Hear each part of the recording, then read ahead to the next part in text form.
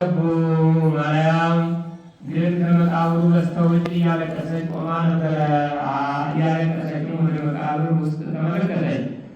ሁለት መላእክትም ነጭ ልብስ ለብሰው አየች። ጌታ የኢየሱስ ክርስቶስ ሥጋ በነበረበት ቦታ አንዱ በራስጌ አንዱ በግርጌ ተቀምጠው፣ እነዚያ መላእክትም አንቺ ሴት ምን ያስለቅስሻል? ማንንስ ትሻለሽ? አሏት።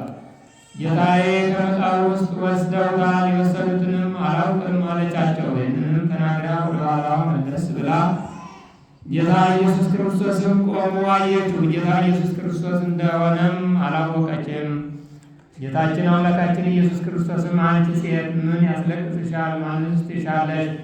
አላት። እርሷ ግን የአትክልት ቦታ ጠባቂ መስሏት ነበር። ጌታዬ አንተ ወስዳው እንደሆነ እጄ ወደ እኔ እንዳመጣውና ሽቶ እንድቀባ የወሰድክበት ንገረኝ አለችው።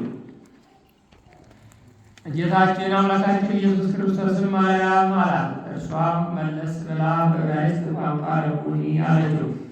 ትርጓሜውን መምህር ማለት ነው። ጌታ ኢየሱስ ክርስቶስም አትንኪኝ፣ ገና ወደ አባቴ አላረጉምና፣ ነገር ግን ወደ ወንድሞቼ ሂጂና ወደ አባቴ ወደ አባታችሁ ወደ አምላኬ ወደ አምላካችሁ አድርጋለሁ አለያቸው አላት። ማርያም ወደ ዳዊትም ሄደች፣ ለደቀ መዛሙርቱም የምስራች ነገረቻቸው። ጌታችንንም አየሁት አለቻቸው። እንደነገራትም ነገረቻቸው። ዚአምን በወልድ በወልድ ያመነ